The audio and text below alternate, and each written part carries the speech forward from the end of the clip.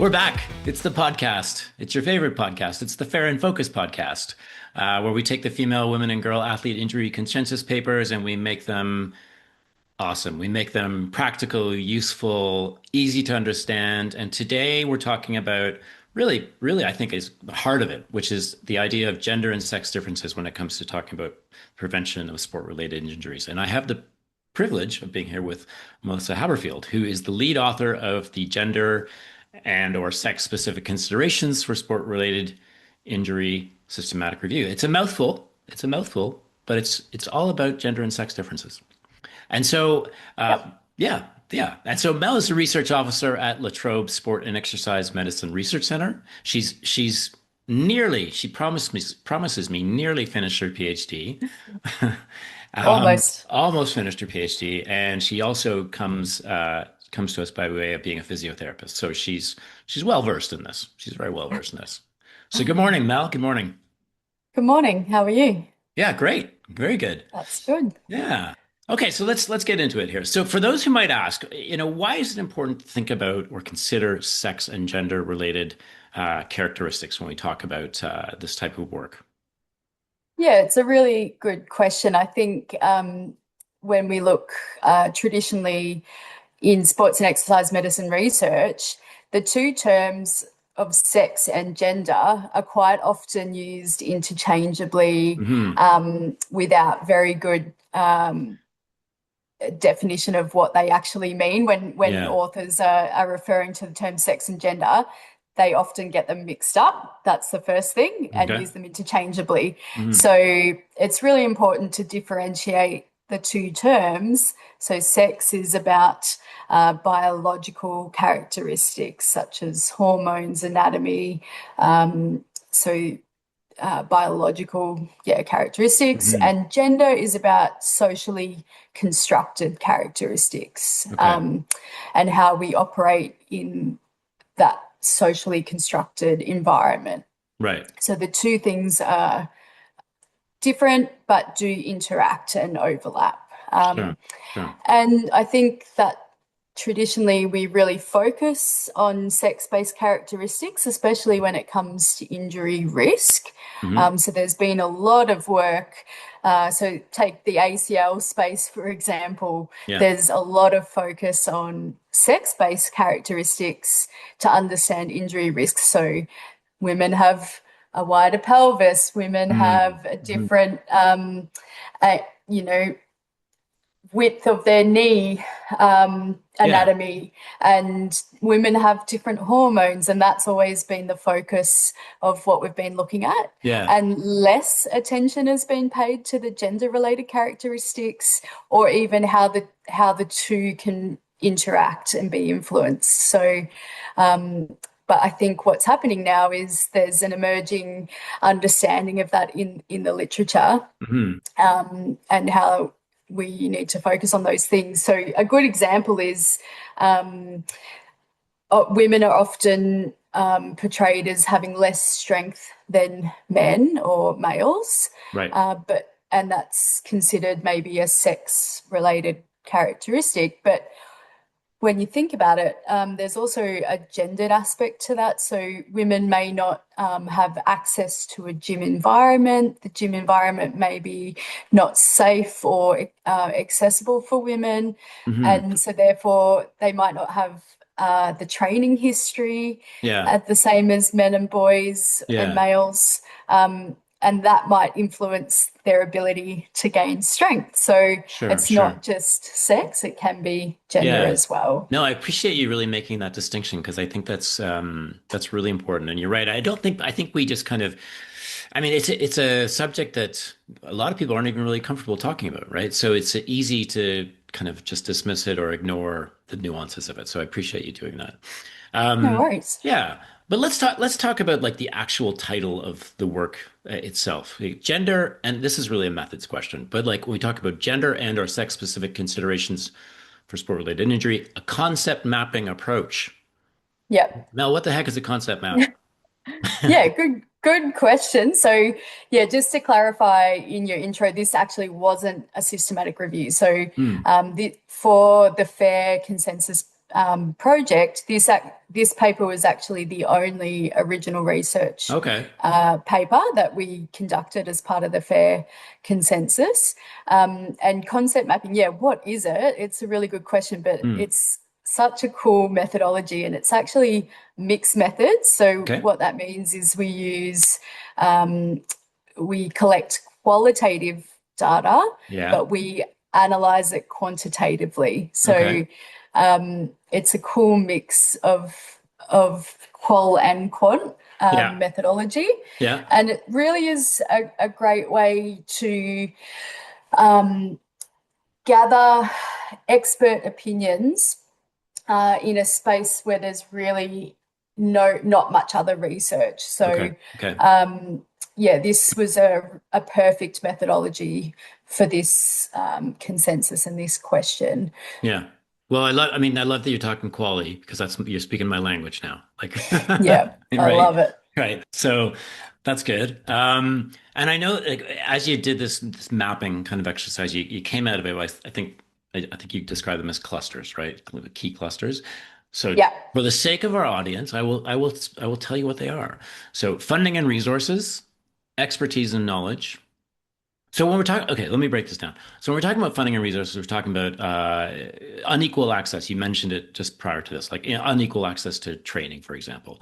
Yeah. Another one is expertise and knowledge. So are there gaps, maybe in coaches or clinicians training specific approaches? Sex, you spoke about that. The gendered environment and gendered communication. Yep. Now, I know so you did this clustering. Did you come up with like a hierarchy or are they all just different spaces of investigation? Yeah, I probably should dive into a bit more of the how the methodology works. So Yeah, basically, what we do is we have a single prompt that we give to the participants in the study. So the prompt is, for this study was, what gender and or specific factors do you think contribute to right. injury risk among female women and girl athletes? Hmm. And we asked participants to consider all sports and all levels of sports, especially relevant to their experience, any factors that they think contribute to higher injury risk, the types of injuries and outcomes, and then to consider the sporting environment around that athlete. So what happens is the participants, we use specialized software, which is really cool and interactive for participants, but they jump on and they're able to brainstorm, or we ask them to brainstorm as many ideas as they can Mm. in relation to the prompt. So it's basically like a brain dump of ideas. Hmm. And the cool thing is with this methodology is participants can see other people's ideas. So Hmm. they can read what other people have put down in Hmm. response to the prompt, and that can also generate new ideas. Yeah. So it's really that interactive and participatory approach, Okay. which is cool. That's cool. Once all the ideas are brainstormed, as a research team, we sort of clean them up a little bit, make sure that they make sense. If there's, duplicate ideas, we just make sure that, there's single ideas. Hmm. And then we go back to the participants and we ask them to sort the ideas into related concepts that make sense to them. And Hmm. they can interpret that instruction however they like. Okay. So they sort them into groups and they can do as many groups as they like. So some Hmm. participants do as little as 5, some do up to 20 groups with the ideas. And then we ask them to rate every single idea for importance and modifiability Right. on a 5-point Likert scale, basically. So, and it's relative to all the other ideas. So it's important that the participants know, like, we acknowledge all the ideas are important because you obviously thought of them, so they're all Sure. important, Yeah. but Yeah. relative to each other, what is the most important Right. and what is the most modifiable? I see. So what happens is the participants themselves end up sorting the ideas, Mm. and the type of analysis that we're able to do, it looks at how every single participant sorted the ideas, and it works out what idea was sorted with what other idea and how often, and Hmm. then we end up with a map, a cluster map, we Oh, call I it. see. Okay, So got you. that's the quantitative part of the analysis. Yeah. Yeah, so in this particular concept mapping, we ended up with 10 clusters. Okay. 10 unique clusters. And what was really cool about this one is we were able to actually link some of those clusters into larger domains. And that's what you just Kind of. spoke to us Okay. about. So there's 5 domains. They're the ones that you just read out. And Okay. within the 5, some have 2, Got it. some have 1, some have 4. Right. So but they're grouped by a broader theme in those domains. Yeah. Yeah. So Okay. Yeah. I mean, yeah, yeah. I like the. Thank you for clarifying that. I mean, I like the idea of that kind of group think and seeing other people's answers and then having they build off it and scaffold off it. So that's really cool. it Um, is really cool. yeah. Yeah. And So these are people from all over the world. Yeah. these were people from all over the world, which is another really cool part of this study and the fair consensus in general. Right. We've got a really big author group, and I'd like to shout out to all the co-authors on the paper and my co first author, which was Kay Mm. Crosley. Hmm. We were co-first authors on this paper. Hmm. And really, yeah, our large author group were able to recruit broadly from around the world, which is Hmm. really cool. Yeah. And when we say we got experts in female, women, and girl injury prevention, when I say experts, those were people from the athlete. So we Hmm. had athletes, coaches, carers, people working in administration or people working in policy. So it was the whole way through that spectrum of expertise. Hmm. Hmm. Um, so yeah, really, really cool. Yeah. Like Yeah. cross section of expertise. Yeah. Right, right. I mean, and just like let's talk about that for a second. So there's that idea of like the universe of kind of your universal pool of people you're drawing on, right? And I mean, maybe we can call it for what it is. Like a lot of people that we, can engage with most easily and readily are people, like they're generally white people from Yeah. relatively affluent places around the world, Yeah. cisgendered. In terms of like, I suppose gaps or places to look to in the future, like how might we approach and find people or athletes in low resource settings, for example, or transgendered or non-binary athletes. And how might do you think findings would differ? And we talk about those clusters and we talk about those super groups. I mean, one would think there might be some differences there. Yeah, definitely. I think it's a huge gap Mm, in our knowledge, and it's something that's really important. And even though, as an author group, we did our best to really try and become global, right. and we did have representatives from 6 continents. Like it's Mm, bad effort, but yeah, you're right. Most, so over 70% were white. sure. And we had 23% of participants from low or middle income Hmm. countries. Hmm. Um, so we had 8% of our participants identified as living with a disability. So that's Hmm. another Sure. area where we need to do better as well. Para Yeah. sports and people with disability. Um, yeah, I think it's a huge gap, and Yeah. we need to Yeah. um, keep. The first thing is acknowledging that it's a gap and that it's a For sure. limitation, For sure. and then yeah, just trying To every improve. time we do research to do better. Yeah. And Yeah.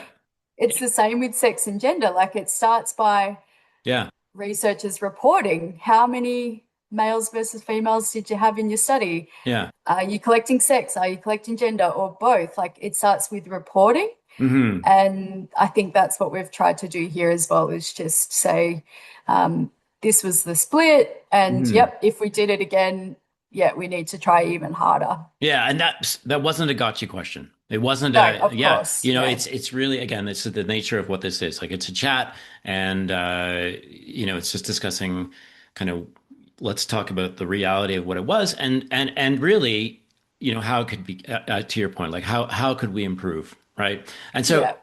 maybe a nice follow question to that would be like, if you did run this again, if you ran this study again in 5 years, um, what would you like it, how would you like it to look different? Maybe pick out one or two things that you'd say this would be great if we could do it again in 5 years. Yeah, I think if we were to do this study again in 5 years, I think that focus on those underrepresented Hmm. communities would be amazing. And I think what we would find is a lot of similar, you know, findings, like Hmm. especially the resourcing and funding. Right. That's going to be huge. The education and knowledge, that's going to be huge. There might be other things that emerge from a new study, like the influence of culture or cultural Sure. norms or Yeah. religion. Who knows? Like, that's what would be really interesting. Yeah. Um, there's a part of me that also hopes that if we did run it again in a few years, that maybe some things have improved in Sure. some aspects. Like, I don't know, but I would Totally. love to hope that we're starting to see change and Yeah. maybe not all the same things are emerging. But yeah, as we know, it's a slow burn, and That's a slow burn. Yeah. yeah, we can Well, only do what we can do.